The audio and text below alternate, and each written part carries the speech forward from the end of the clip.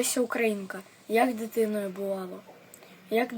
бувало, упаду собі на лихо, то хоч в серце біль доходив, я собі вставала тихо.